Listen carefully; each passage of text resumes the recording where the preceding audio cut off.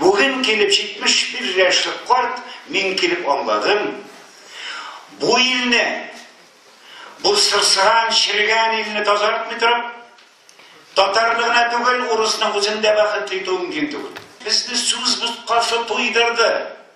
Bizga qadar boshda eng durust diagnoz qo'yib, o'zi bizga bu ishlarni bildirlarga kerak. Menga qolsa, men mumkin bo'lsa ertaga o'zimning bolamni bu urus sistemasındagi mendan oldinda to'langan nalog hisobiga mening bolamni uruslashdan to'xtatib, ana urus maktabine itmicha, o'zimning uyimga o'qituvchi chaqirib, o'qitib, mahallamda madrasa tuzib, yangi sistem o'zimning eski sistem bilan o'qitib, men millatimni saqlab qolgan bo'layim. Uni har kim olay ishlay olamiz. Gündüz şam qavzimizlardan qizg'anishga qarshi Tatarning milliy turmushida birgina quvonir narsa yo'q. Martabali majlisimiz ko'rilmagan bosim ostida o'tadi. Ama Tatar milliy harakatining ishon kurashchi qatlamlari soylana kela olmadi.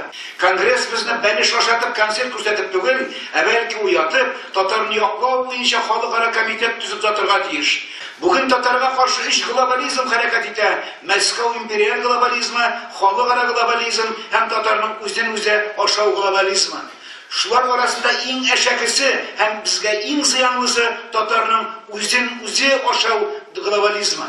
Bugün Tatarda Tatar maktabi vatarlık birgina işin başlangıç, birgina 8 yıllık, birgina orta maktab hem yukarı maktab kalmadı. Bugün bizde üstlük kilişi almaş buğun yok.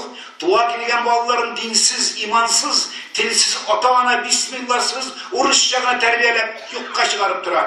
Tatarının adam yasavşı 309. zakonunu Devlet Ministri Duması'nda Tataristan deputatları hazırladı, hem tulayım tavuş verdi. Bugün Tatar milleti kirpi gibi kinelerin tırpaygan harcamaga bitem. Onun kıynalgan, halsizlengen intelligensiyası, Reseynin barlık hukuksuz izilgen milletlerin tamam Hristiyanlaştırı, Ruslaştırıya karşı avur kıraşı yetekli.